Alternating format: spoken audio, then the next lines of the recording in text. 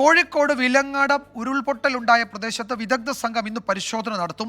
4 അംഗ സംഘമാണ് ഉരുൾപൊട്ടലുണ്ടായ അടിച്ചിപ്പാറ, മഞ്ഞച്ചീളി, പാനോം മേഖലകൾ സന്ദർശിക്കുക. സമീർ സി മുഹമ്മദ് വിവരങ്ങൾ നൽകും കോഴിക്കോട്ട് നിന്ന്. സമീർ, ഈ മേഖലയുടെ ആകാശ ദൃശ്യങ്ങൾ നമ്മൾ ഇന്ന് കാണുകയായിരുന്നു. അപ്പോൾ വലിയ ദുരന്തം ആ മേഖലയിൽ ഉണ്ടായിട്ടുണ്ട്. അപ്പോൾ ആളുകളുടെ സ്വത്തുവകകൾ വ്യാപകമായി അവിടെ നശിപ്പിക്കപ്പെട്ടു. വലിയ തോതിൽ ആ മേഖലയുടെ സ്വഭാവം തന്നെ മാറുന്ന തരത്തിൽ അവിടെ മല ഇടിഞ്ഞിട്ടുണ്ട്. അപ്പോൾ വിദഗ്ധ സംഘത്തിൻ്റെ പരിശോധന എപ്പോഴായിരിക്കും? എന്തൊക്കെയാണ് ആ മേഖലയിൽ നിന്നുള്ള മറ്റു വിവരങ്ങൾ?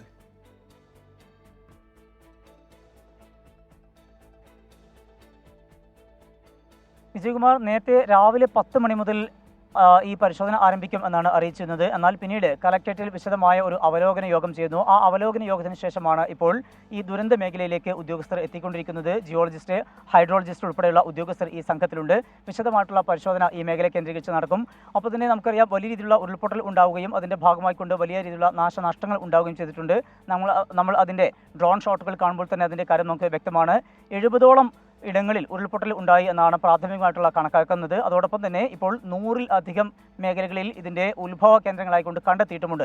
ആ ഒരു പശ്ചാത്തലത്തിൽ അതിൻ്റെ വ്യാപ്തി വളരെ വലുതാണ്. ആൾനാശം ഒരാൾ മാത്രമാണ് മരിച്ചത്. എന്നാൽ അത് വലിയൊരു നാശനഷ്ടമാണ്. പക്ഷേ ഈ സംഭവം ഉണ്ടാവുന്നത് വയനാട് ഉണ്ടായ ആ അപകടത്തിന് തൊട്ട് സമയത്ത് തന്നെയായിരുന്നു എന്നുള്ളതുകൊണ്ടാണ് വലിയ രീതിയിൽ ഇവിടേക്ക് ശ്രദ്ധ പതിയാതെ പോയത് എന്നുള്ള ഒരു കാര്യം കൂടിയുണ്ട്. എന്നിരുന്നാലും ഒരാൾക്ക് ജീവനഷ്ടമാവുകയും അതുപോലെ തന്നെ 14 വീടുകൾ ഒഴുകിപ്പോവുകയും 112 വീടുകൾ വാസയോഗ്യമല്ലാതാവുകയും ചെയ്തിട്ടുണ്ട്.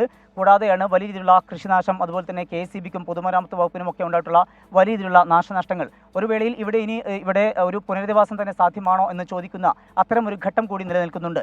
എനിക്ക് പിറകിലൊക്കെ കാണുന്ന വീടുകളൊക്കെ വലിയ രീതിയിൽ കുത്തൊഴുക്കിൽപ്പെട്ട് ഒഴുകിപ്പോയതാണ്. അതിൻ്റെ ബാക്കി പത്രങ്ങളാണ് നിൽക്കുന്നത്. അത്തരത്തിൽ വലിയ രീതിയിലുള്ള നാശനഷ്ടമാണ് ഇവിടെ ഉണ്ടായിട്ടുള്ളത്.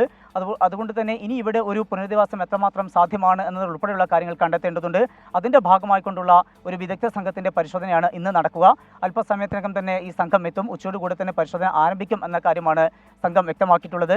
അതിനുശേഷം വിശദമായിട്ടുള്ള ഈ പഠന റിപ്പോർട്ട് സർക്കാരിന് സമർപ്പിക്കും. അതിനെ തുടർന്നായിരിക്കും പുനരധിവാസ നടപടികൾ ഉൾപ്പെടെ ഉണ്ടാവുക. ഇപ്പോൾ 65 കുടുംബങ്ങളിൽ നിന്നുള്ള 200ഓളം പേർ ഈ വേളയിൽ പോലും ഇപ്പോൾ ദുരിതാശ്വാസ ക്യാമ്പിൽ കഴിയുന്ന ഒരു സാഹചര്യമാണ് ഉള്ളത്. കഴിഞ്ഞ 30-ന് പുലർച്ചെയാണ് ഈ നാടിനെ നടുക്കിയ ഉരുൾപൊട്ടൽ ഉണ്ടാവുകയും ഒരാൾക്ക് മരണം സംഭവിച്ചു. മറ്റു തരത്തിലുള്ള നാശനഷ്ടങ്ങൾ ഉണ്ടാവുകയും ചെയ്തിട്ടുണ്ട്. അതിൻ്റെ ഭാഗമായിക്കൊണ്ട് മന്ത്രിമാരുടെ ഒരു വലിയ രീതിയിലുള്ള ഒരു സംഘം, അതായത് മന്ത്രിമാരായിട്ടുള്ള AK ശശീന്ദ്രൻ, അതുപോലെ മുഹമ്മദ് റിയാസ്, നമ്മുടെ P പ്രസാദ്, അതുപോലെ തന്നെ K രാജൻ, റോഷി അഗസ്റ്റിൻ ഉൾപ്പെടെയുള്ള വിവിധ മന്ത്രിമാർ ഈ പ്രദേശങ്ങളിൽ എത്തുകയും വിശദമായിട്ടുകൊണ്ട് ഇതിൻ്റെ പഠനം നടത്തിയ ശേഷം സമഗ്രമായിട്ടുള്ള ഒരു പുനരധിവാസ പദ്ധതി പ്രഖ്യാപിക്കും എന്ന കാര്യം ഈ നാട്ടുകാർക്ക് ഉറപ്പ് നൽകുകയും ചെയ്തിട്ടുണ്ട്. എന്തായാലും അതുമായി ബന്ധപ്പെട്ടുള്ള വിശദമായിട്ടുള്ള പഠനങ്ങൾ പുരോഗമിക്കുന്നു. അതിൻ്റെ ഭാഗമായിക്കൊണ്ടാണ് ഈ 4 അംഗ സമിതി ഇവിടേക്ക് എത്തുന്നതും അതിൻ്റെ തുടർന്നുള്ള പരിശോധന ആരംഭിക്കുകയും ചെയ്യുക. ഏതായാലും ഉച്ചയ്ക്ക് മുമ്പ് തന്നെ അവിടെ പരിശോധന ആരംഭിക്കും എന്നാണ് ഉദ്യോഗസ്ഥർ അറിയിക്കുന്നത്. വിജയകുമാർ.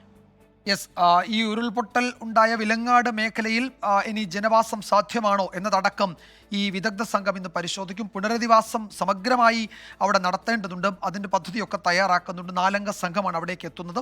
അതിൻ്റെ ആകാശ ദൃശ്യങ്ങൾ അത് കാണുമ്പോഴറിയാം എത്ര ഗുരുതരമാണ് ആ മേഖലയിലെ സാഹചര്യം എന്നത്. അപ്പോൾ ഇനി അവിടെ ആളുകൾ എങ്ങനെ താമസിക്കും എന്നതിലൊക്കെ ഈ വിദഗ്ധ സമിതി നൽകുന്ന റിപ്പോർട്ട് കണക്കിലെടുത്തായിരിക്കും തുടർ നടപടികളെന്നാണ് സർക്കാർ വൃത്തങ്ങൾ അറിയിക്കുന്നത്.